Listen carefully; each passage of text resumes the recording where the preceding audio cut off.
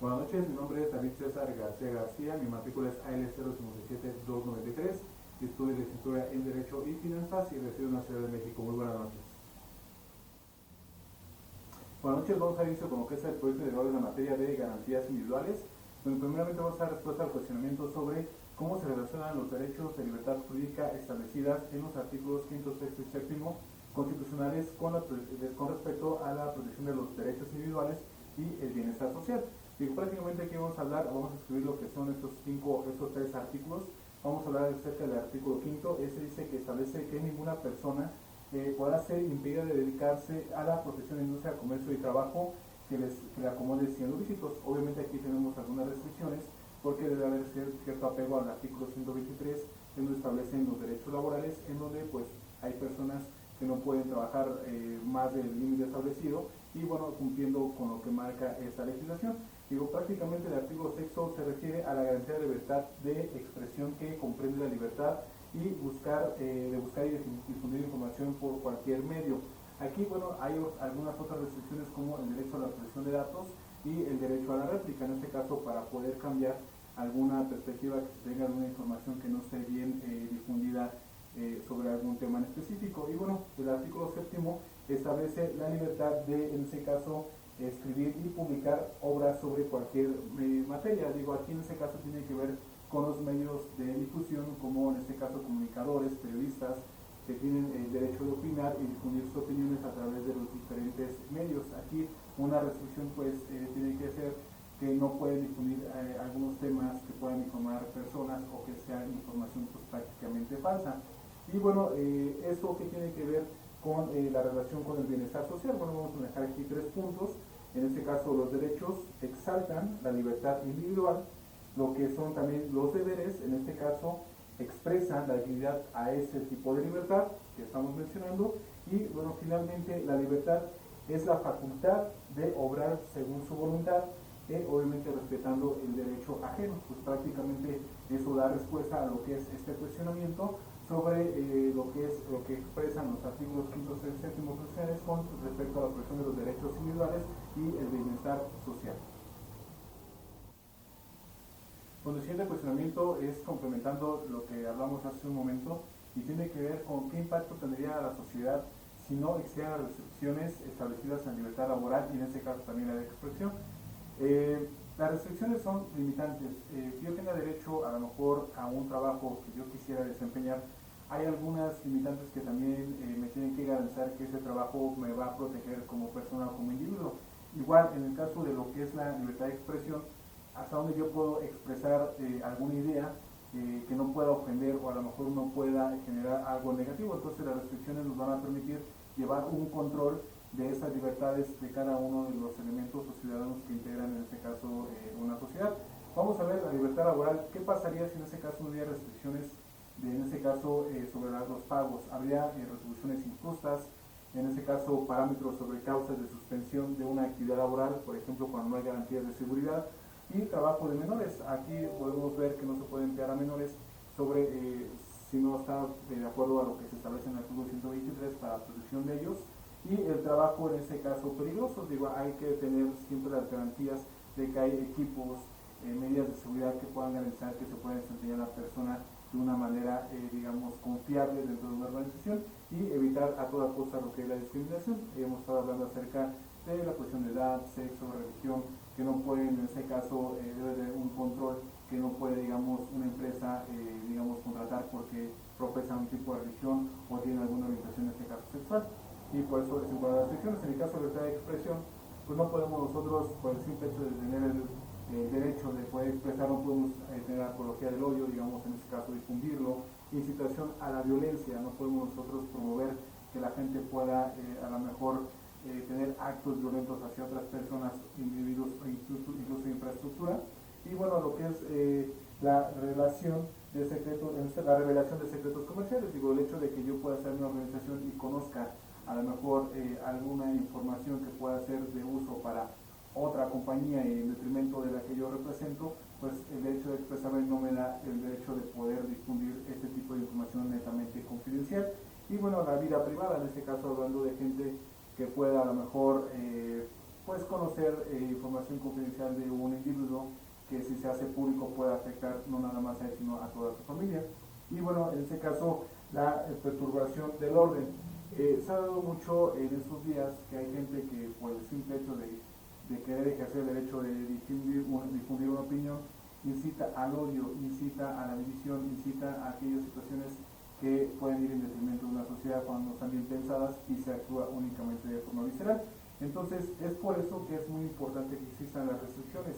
En dado caso que no existieran, pues podríamos caer en este tipo de situaciones que van en detrimento del propio individuo. Pues vamos a hablar acerca del funcionamiento de qué manera los derechos de, en este caso, petición, reunión y asociación fortalecen la participación ciudadana en el ejercicio democrático en México.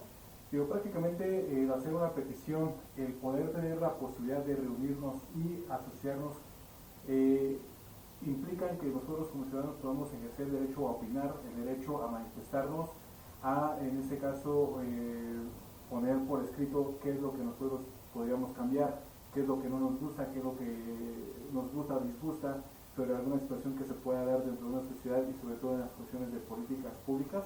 Digo, prácticamente esos son algunas de las cuestiones que nos podrían ayudar para poder fortalecer la democracia en el país. Digo, prácticamente el derecho de petición, aquí tengo 3 puntos importantes que permite a los ciudadanos que se involucren en asuntos públicos.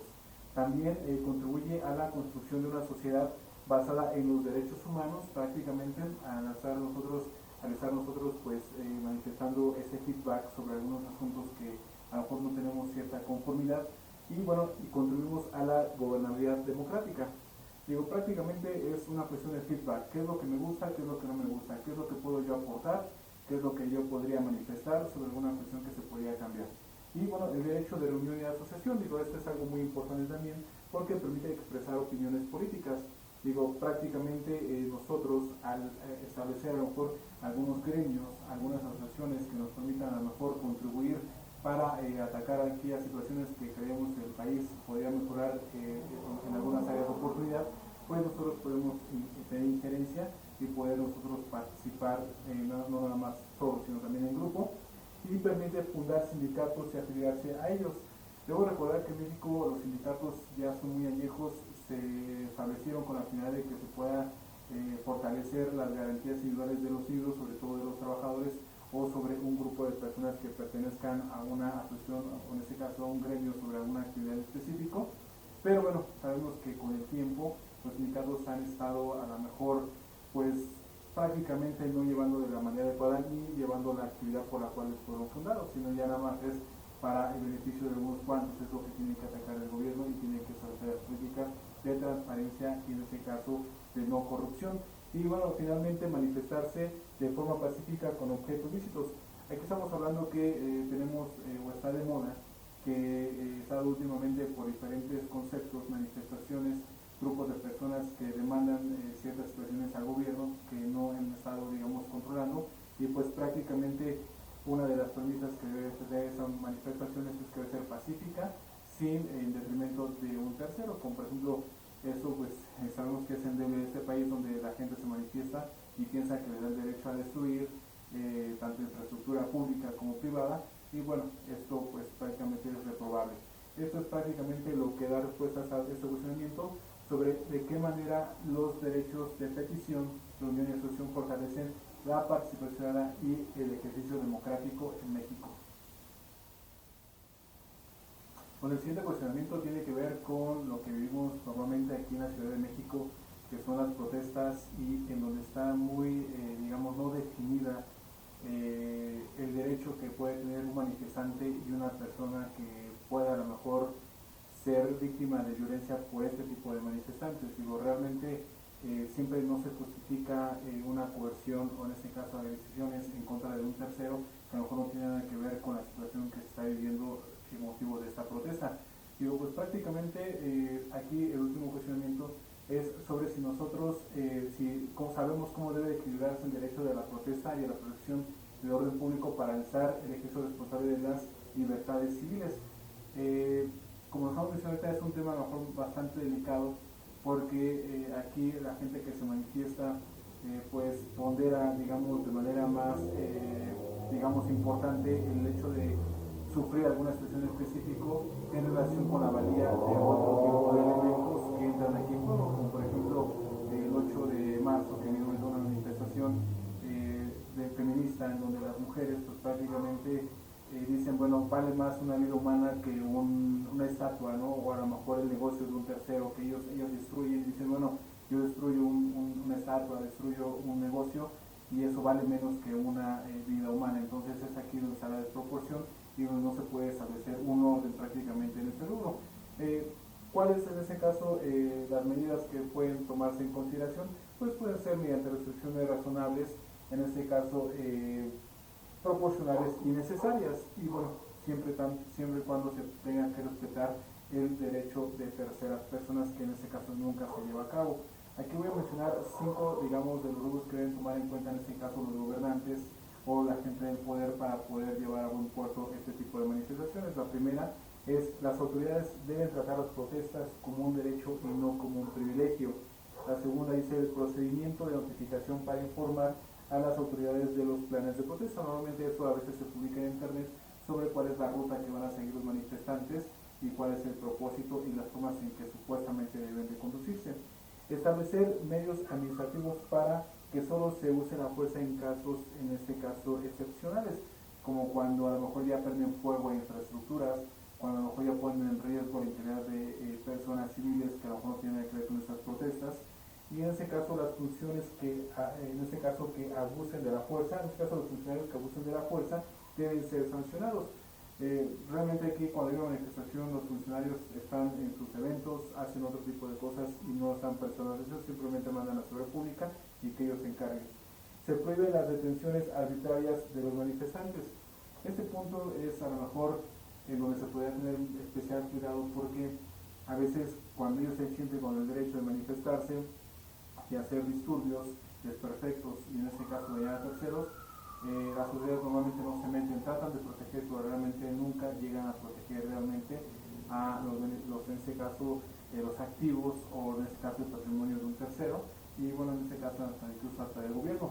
Pues prácticamente son estas algunas de las disposiciones que se busca de cómo se debe equilibrar el derecho a la protesta y a la protección del orden público. Bueno, con esto concluyo con lo que es el proyecto integral de la materia de garantías individuales. Realmente es un tema muy importante, no solo para expertos en la materia, sino para la gente y los ciudadanos convencional, ya que al reconocer y poder nosotros hacer, internalizar este tipo de principios, preceptos, nos va a permitir mejorar una sociedad que cada vez está más deplorable. Digo, prácticamente, aunque hay cierta sección de la sociedad que tiene conciencia sobre este tipo de temas, hay gente que de manera convenenciera pues trata de dar respaldo y seguir avanzando y seguir creciendo en detrimento de otros. Digo, prácticamente no es algo que se deba fomentar y debemos tener siempre presentes las buenas prácticas para poder desarrollarnos como sociedad, en este caso mexicana. Muchas gracias, muy buenas noches.